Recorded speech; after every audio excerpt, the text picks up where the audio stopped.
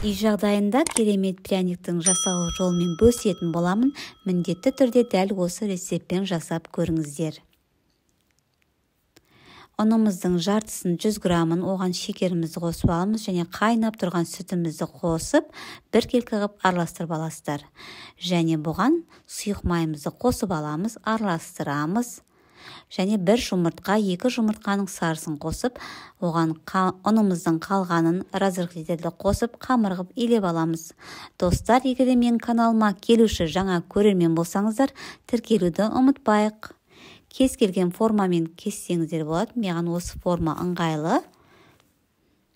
Енді бетіне жаңағы 2 жұмыртқаның ағы мен сахарный пудраны қосып, қатты қою керек емес, өйткені жағылуы қиын болады.